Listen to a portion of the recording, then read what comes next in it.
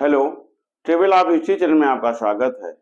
और आज के वीडियो में हम एक ऐसे कवि या गजलकार के बारे में चर्चा करेंगे जिन्हें कि दुष्यंत कुमार के बाद सबसे ज्यादा लोकप्रिय कवि या गजलकार माना गया है। तो आज हमारी चर्चा आदम गोंडवी से संबंधित है और आज हम आदम गोंडवी के बारे में जानेंगे। आदम गोंडवी का जन्म 22 अक्टूबर 1947 को उत्तर प्रदेश के गोंडा जिले के अट्टा परसपुर गांव में हुआ था। और आदम गोंडवी इनका एक साहित्यिक नाम था, जबकि मूल नाम इनका रामनाथ सिंह था। काव्य जगत में आदम गोंडवी के नाम से प्रसिद्ध होते हैं और इन्हें हिंदी में दुष्यंत कुमार के बाद दूसरा सबसे लोकप्रिय कवि या गजलकार माना गया है।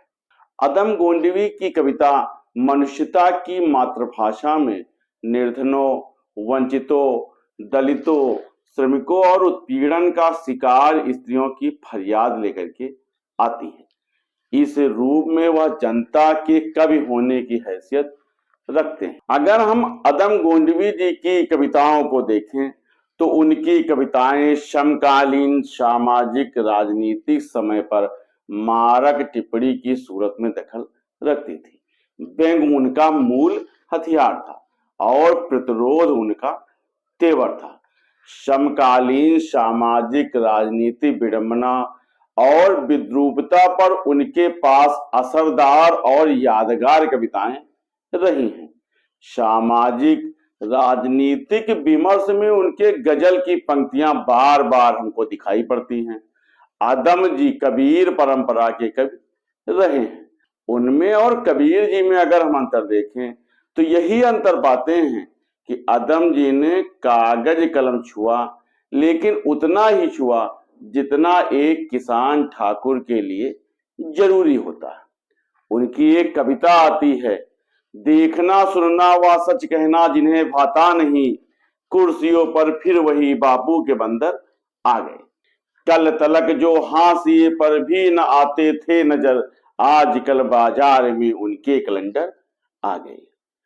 दुष्यंत जी ने अपनी गजलों से शायरी किया और जिस नई राजनीति की शुरुआत किया था, आदम गोंडवी ने उसे उस मुकाम तक पहुंचाने की कोशिश किया था जहां पर दुष्यंत जी ने अपने गजलों को छोड़ दिया था। और उन्होंने उसे उस मुकाम तक पहुंचाया जहां पर एक एक चीज बिना धुंधला हुए सब लोगों को दिखाई पड़ सके और सब लोग उन्हें पहचान सके। 100 में 70 आदमी फिलहाल सब नासाद हैं, दिल रख कर हाथ कहिए देश क्या आजाद है। ये उनका एक व्यंग था। 100 में 70 आदमी फिलहाल सब नासाद हैं, दिल रख कर हाथ कहिए देश क्या आजाद है। कोठियों से मुल्क के मेयार को मत आंकिए, असली हिंदुस्तान तो फुटपाथ पर आबाद है। जिस शहर में मुंतजिम अंधे हो जलवा गाह के, जिस शहर में मुंतजिम अंधे हो जलवा गाह के, उस शहर में रोशनी की बात बेबुनियाद है। ये नई पीढ़ी पे निर्भर है वही जजमेंट दे, ये नई पीढ़ी पे निर्भर है वही जजमेंट दे। फलसफा गांधी का मौजू है कि नक्सलवाद है, ये गजल में रहम मंटों की नजर है दोस्तों, जिसके अफसाने में ठंडे गोश्त की रुदाद है। जो उलझ कर रह गई हैं फाइलों के जाल में, जो उलझ के रह गई हैं फाइलों के जाल में, गांव तक वह रोशनी आएगी कितने साल में।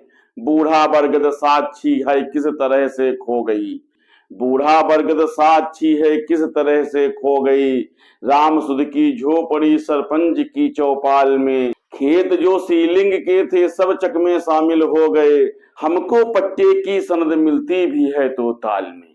ये उनका उस समय के तत्कालिक सामाजिक राजनीतिक और जो एक अफसरशाही था उस पर एक व्यंग था। मुशायरों में घुटने तक मटमैली धोती, सिकुड़ा मटमैला कुर्ता और गले में सफेद गमछा डाले हुए ठेठ देहाती इंसान जिसकी तरफ शायद ही कोई ध्यान देता था।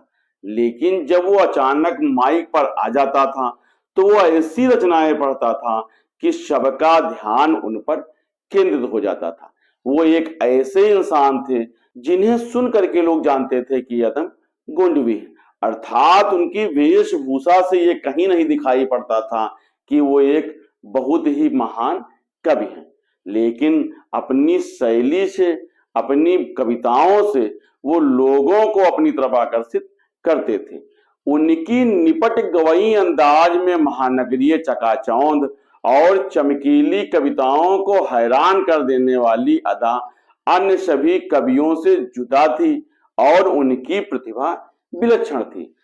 गांव की गरीबी पर उनके द्वारा एक व्यंग लिखा गया था। किसको उम्मीद थी जब रोशनी जमा होंगी, किसको उम्मीद थी जब रोशनी जमा होंगी, कल के बदनाम अंधेरों पर मेहरबा होंगी। खिले हैं फूल कटी छातियों की धरती पर, खिले हैं फूल कटी छातियों की धरती पर, फिर मेरे गीत में मासूमियत कहाँ होंगी। आप आए तो कभी गांव के चौपालों में, आप आए तो कभी गांव के चौपालों में, मैं रहूं या ना रहूं भूख में जबा होंगी। आदम जी शहरी शायर के शालीन और सुसंस्कृत लहजे में बोलने के बजाय ठेठ गवई, दो टूकपन और बेतकल्लुफी से काम लेते थे। उनके कथन में प्रत्यक्ष आक्रामकता और तड़प से भरी हुई व्यंग्यमयता रहती थी। वो गांव की पृष्ठभूमि से जुड़े हुए कवि थे और उनके अंदर कोई शहरीपना नहीं था। गजल को ले चलो अब गांव के दिलकश नजारों में, गजल को ले चलो अब गांव के दिलकश नजारों में, मुसलसल फन का दम घुटता है इन अदबी इदारों में। अदीबो ठोस धरती की सतह पर लौट भी आओ, अदीबो ठोस धरती की सतह पर लौट भी आओ, मुलम्मे के सिवा क्या फलक हैं चांद तारों में। आदम जी की शायरी में आज जनता की गुर्राहट, आक्रामक मुद्रा का सौंदर्य उनके मिसरे मिसरे में मौजूद है। उनका धार लगा व्यंग ऐसा होता था जो पाठकों के कलेजे को चीर करके रख देता था। आप अदम गोंडवी जी की किताब का कोई भी सफ़े पलटिए और कहीं से भी पढ़ना शुरू कर दीजिए, आपको मेरी इस बात पर यकीन आ जाएगा। वास्तव में उनका व्यंग चुभता था और सटीक जगह पर वार करता था। काजू भुने प्लेट में विस्की गिलास में, काजू भुने प्लेट में विस्की गिलास में, उतरा है रामराज विधायक निवास में। पक्के समाजवादी हैं तस्कर हों या डकैत, पक्के समाजवादी हैं तस्कर हों या डकैत, इतना असर है खादी के उजले लिबास में। जनता के पास एक ही चारा है बगावत, जनता के पास एक ही चारा है बगावत, ये बात कह रहा हूं मैं होशो हवास में। आदम जी की शायरी में आवाम बसता था। उनकी शायरी में आवाम के सुख और दुख बसते थे। शोषित और शोषण करने वाले लोग बसते थे। उनकी शायरी ना तो हमें वाह वाह करने का अवसर देती थी और ना ही आह भरने की मजबूरी परोसती थी। सीधे सच्चे दिल से कहीं उनकी शायरी सीधे साधे लोगों के दिलों में बस जाती थी। आंखों पर पट्टी रहे और अक्ल पर ताला रहे, आंखों पर पट्टी रहे और अक्ल पर ताला रहे, अपने साह ए वक्त का यूं मर्तबा आला रहे। देखने को दे उन्हें अल्लाह कंप्यूटर की आंख, सोचने को कोई बाबा बाल्टी वाला रहे। तालिब ए शोहरत है कैसी भी मिले मिलती रहे, आए दिन अखबार में प्रतिभूत घोटाला रहे। एक जन सेवक को दुनिया में अदम क्या चाहिए, एक जन सेवक को दुनिया में अदम क्या चाहिए। चार छह चमचे रहे माइक रहे माला रहे, बेचता यूं ही नहीं है आदमी ईमान को, बेचता यूं ही नहीं है आदमी ईमान को। भूख ले जाती है ऐसे मोड़ पर इंसान को, सब्र की एक हद भी होती है तवज्जो दीजिए, शब्द की एक हद भी होती है तवज्जो दीजिए। गर्म रखे कब तलक नारों से दस्तरखान को, तुम्हारी फाइलों में गांव का मौसम गुलाबी है, तुम्हारी फाइलों में गांव का मौसम गुलाबी है, मगर ये आंकड़े झूठे हैं ये दावा किताबी है। उधर जमहूरियत ढोल पीटे जा रहे हैं वो, उधर जमहूरियत ढोल पीटे जा रहे हैं वो, इधर पर्दे के पीछे बर्बरियत है नवाबी है। लगी है होड़ सी देखो अमीरी और गरीबी में, ये पूंजीवाद के ढांचे की बुनियादी खराबी है। तुम्हारी मेज चांदी की तुम्हारे जाम सोने के, तुम्हारी मेज चांदी की तुम्हारे जाम सोने के, यहाँ जुम्मन के घर में आज भी फूटी रकाबी है। तम गोंडवी जी की रचनाएं हमेशा लोगों को प्रेरणा देती थी और उन्होंने अपनी बेबाक रचनाओं से राजनेताओं और अफसरों पर भी बहुत निडरता से कटाक्ष लिखा था। उनका एक कटाक्ष है, सदन में घूस देकर बच गई कुर्सी तो देखोगे, सदन में घूस देकर बच गई कुर्सी तो देखोगे, ये अगली योजना में घूसखोरी आम कर देंगे। मुल्क जाए भाड़ में उससे उन्हें मतलब नहीं, मुल्क जाए भाड़ में उससे उन्हें मतलब नहीं, एक ही ख्वाहिश है कि कुनबे में मुख्तारी रहे।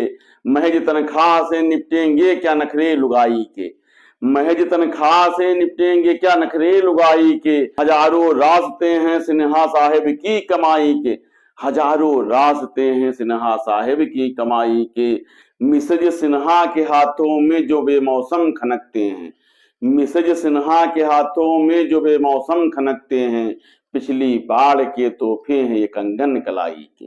हम देखें तो अदम गोंडवी जी ने हमेशा जनता की आवाज के रूप में अपने गजल और शायरी को लिखा था। उनकी शायरी में, उनकी गजलों में हमें जनता की आवाज सुनाई पड़ती थी और जनता की वो आवाज जो कि एक विद्रोह का नेतृत्व करती थी। और इसी खूबी के कारण अदम गोंडवी जी को हिंदी साहित्य में एक हस्ताक्षर कवि के रूप में हम लोग देखते हैं।